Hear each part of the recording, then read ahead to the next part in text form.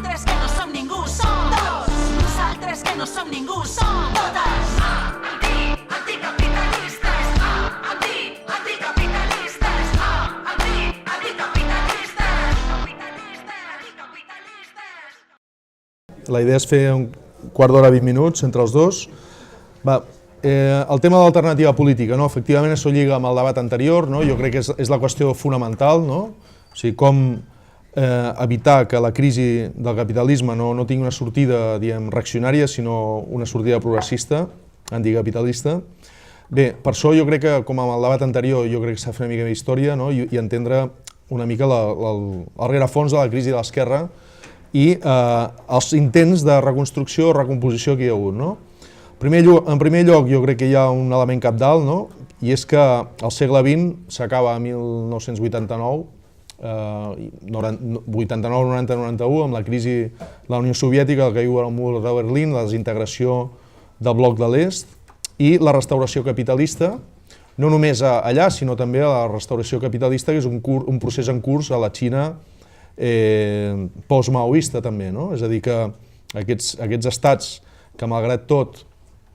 no hi operava la propietat privada capitalista, la llei del valor, etc., que no eren socialistes però tampoc eren capitalistes, van suposar un contrapès i van ajudar a mantenir una correlació de forces entre capital i treball a nivell mundial que s'ha alterat amb el seu ensorrament, malgrat tot i que no fossin una alternativa, tot i que fossin moltes vegades un contramodel i posessin en qüestió la idea mateixa del comunisme, perquè eren antiutopies veritablement en molts sentits, però malgrat tot la seva existència durant tants anys no s'explica sense el fet que van ser el resultat de processos revolucionaris de masses i que van garantir unes conquestes socials durant bastantes dècades en aquella part del món i sobretot suposar un contrapès com a mínim a les forces imperialistes a nivell internacional i un punt de suport pel moviment obrer internacional i pels moviments d'alliberació del Tercer Món. Aleshores, amb la caiguda del mur de Berlín i la desintegració del camp de l'Est, la Quarta Internacional parla de nova època, nou programa, nou partits, o nou partit, nou partits. És a dir, canvi d'època, intentar entendre l'abast històric d'aquestes transformacions, entendre que el programa revolucionari anticapitalista s'ha d'enriquir amb les noves temàtiques, en particular la centralitat de la qüestió democràtica, sobretot com a gran balanç de les experiències dels països de l'est i de més, les experiències revolucionàries del segle, i entendre que no es pot construir el socialisme sense democràcia i pluralisme, igual que la veritable democràcia no es pot construir sense medis socials i igualtat social, és a dir, sense socialisme. L'altre element, la qüestió de la crisi ambiental i la qüestió de l'emancipació també de gènere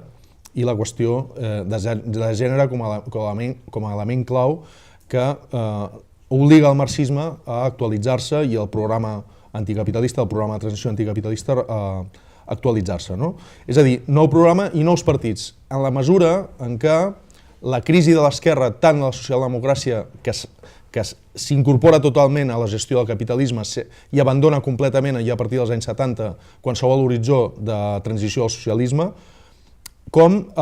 l'estalinisme, la major part dels partits comunistes, que sobretot al sud d'Europa havien estat la principal força del moviment obrer, doncs la seva crisi, ja des de finals dels anys 60 en endavant, obliga a que petites corrents revolucionàries com la nostra, junt amb d'altres, hagin de prendre iniciatives per intentar reconstruir no un corrent revolucionari només, sinó reconstruir el conjunt del moviment obrer i recomposar el conjunt del moviment obrer amb diàleg amb corrents procedents de moltes experiències. Aleshores, de la crisi de l'estalinisme també surt la crisi de l'eurocomunisme, que és un intent dels partits comunistes més reformistes d'Occident d'adaptar-se una mica a la situació posterior al 68 internacional i intentar, sobretot a països com Itàlia, Espanya, Portugal, Grècia, i això lliga amb el sinasmisme, etc., adaptar-se a la centralitat de la qüestió democràtica a partir, sobretot, de la Primavera de Praga, etc. I, per altra banda, també hi ha un altre element, vull dir que l'extrema esquerra revolucionària, que es construeix sobretot als anys 60-70, arriba molt afablida ja a l'època neoliberal, no? On només petites organitzacions, molt poques organitzacions sobreviuen als anys 80. No? Aleshores, l'impacte del neoliberalisme què vol dir? Vol dir que anem a contrarrellotge, és a dir, que contrari de l'optimisme històric que hi havia hagut en altres contextos, s'ha de ser conscient que l'ofensiva capitalista que ja s'inicia als anys 70 però que s'aprofundeix als anys 80-90, està afablint les posicions del moviment obrer, les conquestes socials i democràtiques i la possibilitat d'una alternativa anticapitalista, és a dir, que el temps ens va en contra. No? L'altre element és que tot l'espai que va alliberant aquesta esquerra tradicional en crisi,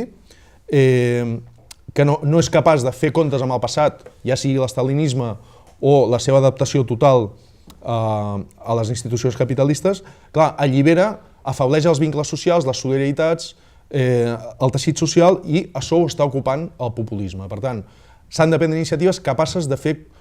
nous partits operatius amb el terreny electoral i que serveixin per reconstruir el moviment social amb el seu conjunt. I simplement faig una ràpida mapa dels intents que hi ha hagut amb més o menys fortuna de recomposicions i tal. En primer lloc, hi ha processos des de finals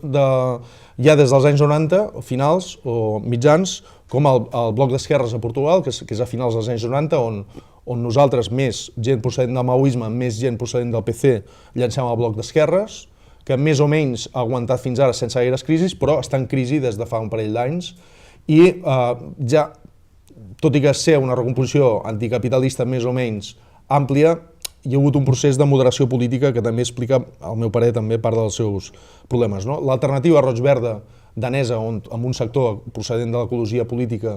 l'antic PC, em sembla, i nosaltres, també ha estat una experiència de recomposició que ha tingut un cert pes, però també ha patit una certa adaptació. L'altre, jo crec que el punt d'inflexió més important, jo crec que realment una tragèdia per tota l'esquerra a Europa és l'experiència de Rifondazione Comunista. L'únic cas on una corrent significativa procedent del comunisme realment va intentar fer una autocrítica de l'estalinisme i jugar un rol de reconstrucció de l'esquerra antiliberal i també anticapitalista fins a cert punt a Itàlia, però malauradament les deficiències del seu equip dirigent i la superficialitat de l'element de refundació realment estratègica i de balanç expliquen la seva adaptació a l'experiència de Prodi II. Després hi ha hagut altres experiències com el Partit Socialista Escocès, Respect o més recentment l'NPA, més directament anticapitalistes i dirigides per corrents revolucionaris que malauradament també han fracassat per les seves pròpies debilitats i, al meu parer, experiències de crisis provocades per errors sectaris, sobretot en el cas de Respect, al meu parer, i la crisi de l'SSP també hi està lligat fins a cert punt, i després les pròpies febleses i errors de l'NPA, que jo crec que des del punt de vista del nostre corrent, és un dels fracassos que més pesarà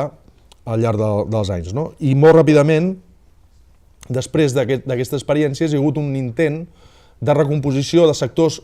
reformistes, d'esquerres, provenents tant de partits socialistes o socialdemòcrates com de l'experiència PC, que és el cas de Die Linke a Alemanya i Front de Gauche a França, que una mica justament després de l'entrada en crisi justament de Rifondazione i també una mica dels primers símptomes de fracàs de l'NPA a França van una mica prendre el relleu, fins que per primer cop han aparegut experiències noves, que és el que ara parlarà l'Òscar, que és la qüestió de Syriza i Podemos, que són les dues experiències que, de moment, i no crec que duri gaire, no estan en crisi al conjunt d'Europa. Gràcies. Yo me centraré en las dos experiencias en ascenso en Europa, Syriza y Podemos, y sobre todo en Syriza, porque Podemos quizá la mayoría de gente en la sala ya lo puede situar más, en cambio la correlación de fuerzas dentro de Syriza, la composición, el origen y demás, quizá es más interesante para ver los límites, los potenciales que puede tener y cómo puede afrontar las tareas que tiene ahora como gobierno. Primero, algunas características que creemos que hacen que Syriza y Podemos sean similares es que crecen y cuajan como una alternativa a los sistemas tradicionales de partido en contextos de fuerte movilización social, en Grecia más que aquí. Después, en contextos que también están muy, muy ligados a una crisis política aguda, una crisis de régimen tanto en Grecia como aquí, la crisis del régimen del 78 aquí y sobre todo en Grecia el hundimiento del PASOK, que en los dos procesos tienen un rol destacado o como mínimo tienen presencia y cierta importancia los revolucionarios, tanto en Syriza como en Podemos, o mínimo en su lanzamiento, y más allá de purgas, y que son una serie de elementos que los convierten en quizá los dos fenómenos políticos más importantes desde la Segunda Guerra Mundial, a nivel de capacidad de plantear una alternativa en Europa occidental al bipartidismo tradicional de los partidos conservadores y socialliberales tanto en el centro como en el sur de Europa, ¿no? Entonces Syriza surge a principios del 2000 en torno a Sinas Paimos, que vendría a ser Iniciativa, para que nos entendamos un poco, corriente eurocomunista, una decisión del KKE en este sentido,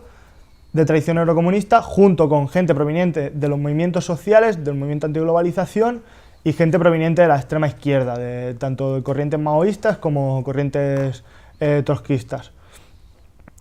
En el crecimiento inicial y en la consolidación de Syriza juega un papel clave al principio la organización del Foro Social Europeo en Atenas en 2004, y hay una serie de características que diferencian mucho a Syriza de Podemos. Para empezar, una implantación sindical y social mucho más alta, y unos niveles de afiliación y de militancia más altos también, que no son una cuestión exclusiva de Syriza, sino que responden a una peculiaridad de Grecia, que es que Grecia mantiene unas tasas de sindicalización bastante más altas que el resto de los países de Europa Occidental, mantiene unas tasas de militancia en los partidos de izquierdas e incluso en los partidos revolucionarios que no tienen comparación con el resto de Europa. A nos entendamos, Syriza tienen ahora en torno a unos 40.000 militantes en un país de 10 millones de personas, y que combina una serie de elementos que han hecho que fuese bastante interesante como experiencia. ¿Por qué? Porque es una experiencia unitaria, que no cae en ese sectarismo que planteaba Andreu, que para Rispe todo el Partido Socialista en Escocia fueron casi la firma de su defunción, o en el NPA también han sido como una constante crisis, pero sin que por esto pase porque no se puedan expresar las diferencias políticas. Es una experiencia bastante pluralista en la que es una coalición al estilo Izquierda Unida, también por entendernos, donde convivían diferentes corrientes con derechos, con capacidad de participación en el Congreso, en los congresos de Syriza, con representación en la dirección y cierta libertad de expresión de las diferencias dentro del partido, ¿no? Y luego con lazos fuertes con los movimientos sociales. Entonces, en un contexto muy específico, que es la brutalidad de los memorándums de la Troika, el hundimiento del PASOK que ya planteaba antes, y esta fuerza de la movilización social en Grecia, con 17 huelgas generales y una serie de cosas que tampoco son exactamente trasladables al Estado español. No había una respuesta del mismo nivel, porque tampoco había una situación de emergencia social del mismo nivel, ni se han aplicado de la misma forma las políticas de austeridad. Hace que Syriza en 2012 se sitúe como una alternativa creíble de gobierno, y esto lo dispara electoralmente. De las elecciones de mayo o de abril del 2012, donde saca en torno al 10%, un poquito más, a las de junio, duplica su porcentaje de voto, duplica su representación parlamentaria y se plantea la hipótesis del gobierno de izquierdas. La hipótesis del gobierno de izquierdas en Grecia, y que es lo que ha planteado la dirección de Syriza y el conjunto de Syriza, sirve para desbloquear una situación de desmoralización del movimiento social, de cierta sensación de derrota, de cierto reflujo, cierta pérdida de empuje de estas movilizaciones que venían en torno a la crisis, ¿no? Nos explicaba una compañera griega que estaba el año pasado aquí de Erasmus, que la última huelga general parecía un velatorio, ¿no? Parecía un entierro más que otra cosa, que la gente estaba en la calle sin ningún tipo de moral, con una actitud de estar vencidos, de estar absolutamente derrotados. Entonces, se concentran muchas fuerzas en la necesidad de una victoria electoral que permita romper esta situación. Pero, a la vez, esta posibilidad de que Syriza gane unas elecciones hace que ciertas cosas de cómo era Syriza y de cómo funcionaba Syriza internamente cambien. Primero, después de las elecciones de junio, hay un fenómeno de crecimiento por oleada donde aparecen muchísimos arribistas que vienen del PASOK, que vienen de Dimar y que ven que pueden hacer carrera política en Syriza, que es una cosa que no nos suena nada a Podemos después de las elecciones europeas. Nada que ver. Y luego hay un giro autoritario de la dirección, de Tsipras y su equipo, que quiere aparecer, que tampoco nos suena, que quiere aparecer como una alternativa seria, capaz de gobernar, como algo respetable, no quiere excesivas disensiones internas en los medios de comunicación, no quiere que la ataquen por ahí, son cosas que tampoco no suenan nada, quiere tener responsabilidad de Estado, ¿no? Entonces, esto acaba suponiendo que en el último congreso de Syriza se apruebe que lo que era una coalición pasa a ser un partido y que los partidos que hacían vida internamente dentro de Syriza se tengan que disolver. Ahora mismo las corrientes de izquierda tampoco no sé. Las corrientes de izquierda de Syriza viven en la clandestinidad, ¿no? Nosotros le preguntábamos a la gente de Kokino, sobre todo, y la gente de DEA está en la misma situación, que serían los dos partidos más cercanos a nosotros allí, que si se habían disuelto ya y nos decían, no, bueno, vamos aguantando hasta que venga alguien y nos peguen el toque. Aún así, en este mismo congreso se ve que las fuerzas de la izquierda revolucionaria dentro de Syriza no son despreciables. Kokino, DEA y otro partido que no recuerdo, que viene de una corriente maoísta, están agrupados en la plataforma de izquierdas, COE, ¿no? COE. Sí. Están agrupados en la plataforma de izquierdas como corriente interna en Syriza, que planteaba las diferencias con la dirección en torno al impago de la deuda. Tsipras había moderado bastante el discurso y empezaba a hablar de moratoria, de reestructuración, y ellos planteaban como uno de los puntos fuertes políticos la cuestión del impago. También, como una de las diferencias, la importancia de la movilización social, de reactivar el movimiento en la calle y demás. Y con estas posiciones, la plataforma de izquierda saca en torno entre el 30 y el 40% de los votos en el Congreso de Syriza, que no representan su peso real en la militancia, no se traducen que un 30% de la militancia de Syriza milite en la plataforma de izquierdas, pero que sí que nos hablan de la influencia que tienen y de la audiencia potencial que tienen dentro del propio partido y la capacidad que pueden tener de virar. Luego ya en las preguntas entraremos más a la situación actual en Grecia después de ganar las elecciones, pero simplemente ahora apuntar que es un combate abierto en el que se están viendo los límites de esa hipótesis del gobierno de izquierdas, donde se están viendo qué posibilidades de una alternativa anti-austeridad dentro de los márgenes de la Unión Europea hay, y donde se están viendo una serie de elementos de los que sacar lecciones, ¿no? Y de Podemos, rápidamente apuntar sobre todo yo creo que poner un poco el acento en estas diferencias con Syriza, que también son los retos en la construcción de Podemos como una alternativa a la altura de lo que puede suponer Syriza en Grecia, ¿no? Que sobre todo es la clave de la implantación social y la implantación sindical y la capacidad de recomponer el movimiento social, que Syriza sí tiene esa implantación. Por ejemplo, en el sindicato de profesores que estuvo planteando una huelga indefinida, que Syriza frenó, eran mayoritarios, y en cambio Podemos, aunque sí ha conseguido atraer a ciertos sectores activistas, no tiene esa capacidad ni tiene esa implantación en el conjunto de los movimientos, ni sobre todo en el movimiento sindical, que tampoco tiene el mismo peso ni la misma importancia aquí que en Grecia, ¿no? Y luego otra diferencia es que si bien Syriza se construye en torno a Sinas Paimos y entonces siempre ha tenido un aparato eurocomunista o que viene de una tradición eurocomunista consolidado y que siempre ha sido la dirección del partido, aunque dejase espacio a otras corrientes,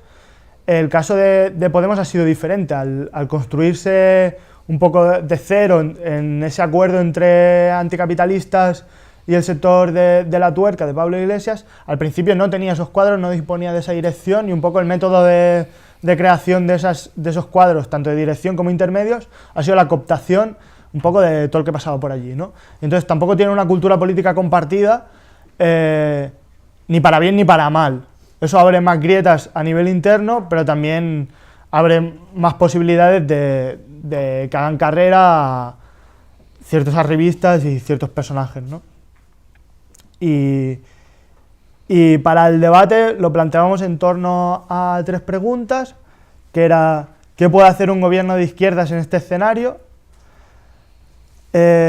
¿Cómo generar instituciones y procesos de autoorganización popular que puedan hacer que se pueda llevar a cabo un programa efectivo anti-austeridad? ¿Y qué formas de internacionalismo son necesarias construir para hacerlo posible? Y ya estaría, ¿no?